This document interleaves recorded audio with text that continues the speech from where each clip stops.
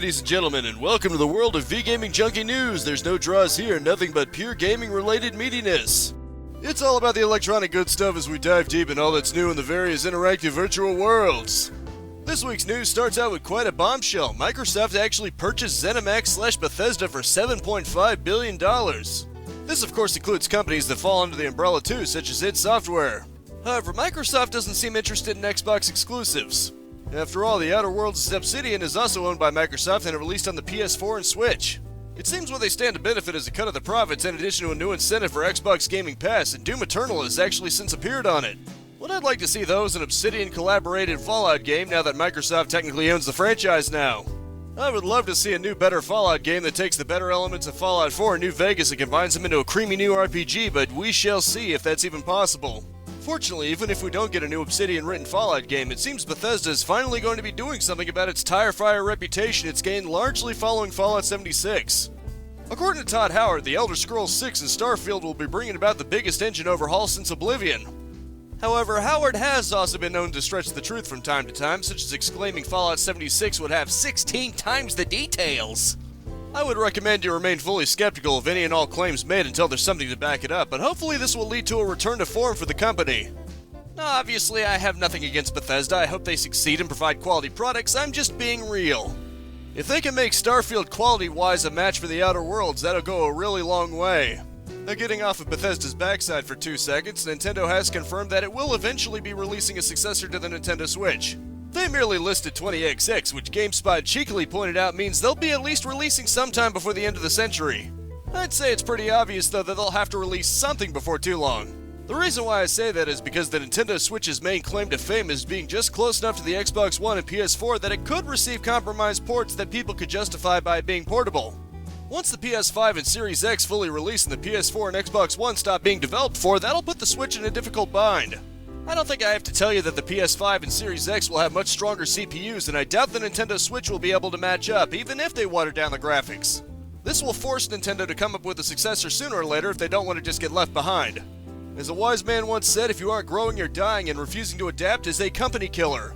It seems the Epic Store is really getting aggressive about pulling people away from Steam, as it's sweetening the already sweet deal of a free Rocket League by throwing in a sweet $10 credit, which is pretty sweet. That's so sweet. I'm getting cavities. This expires October 23rd and the coupon itself lasts through the beginning of November.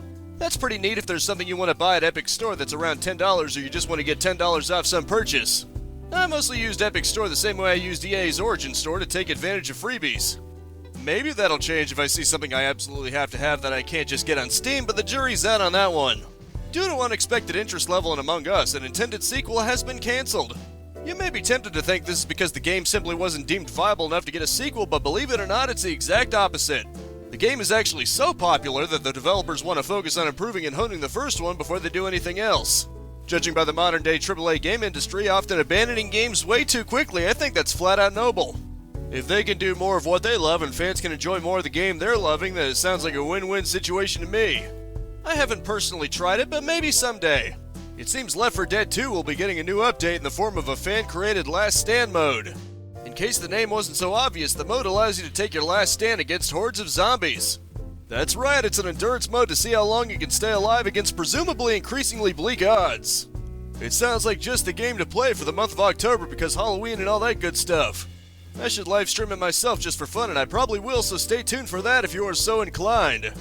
As has become the tradition around here, it's time to round out this news segment with some release dates for the upcoming week. The 29th sees exactly 4 releases. Firstly, you've got Spelunky 2 on PC and Umahara Kuwas Bazooka for PS4 and Switch. This is in addition to The Walking Dead Onslaught for PC and PS4's VR and Warsaw for PC. The 30th sees Baldur's Gate 3, which is one I'll definitely be keeping an eye on personally. October 1st kicks off with Super Mario Bros. 35 for Switch's Online on the 1st. This is in addition to Warsaw and YS Origin also for the Switch. What I'm saying is the first of the month is the time to shine for Switch owners. The second sees Crash Bandicoot 4, it's about time for PS4 and Xbox One, and Let's Sing Queen for the 3 main game consoles. Finally, Warsaw releases on Xbox One and Star Wars Squadron Force releases for PC, PS4, and Xbox One. Anyone else kind of find it weird that Warsaw is releasing on different systems at different days? The Epic Store has exactly one freebie this week, but it's a good one, Roller Coaster Tycoon 3, the Complete Edition. This is of course in addition to Rocket League that I covered last week and this week going free to play. And that is it for this week's video game news. I really hope you enjoyed watching and you learned something new. For the most part, I feel I've gotten to a pretty comfortable place with the updates I've done from show to show, but if anyone has any suggestions to make it even better, please let me know. My next live stream will be Monday at 4:30 p.m. Eastern Standard Time with more Xenoblade Chronicles for the Nintendo Wii, so check that out. I still do Let's Plays 10 a.m. and 2 p.m. Eastern Standard Time for anyone interested in that, and the month of October will be all survival horror in what I call the month of fright. I've also considered reporting on more news than just video games, as well as potentially doing more spontaneous newscasts. Subscribe and bonk that bell icon if you want to keep notified. A like is always appreciated, and thank you so much for tuning in with me. Now capitalize on life, and I'll see you next week with more video game news.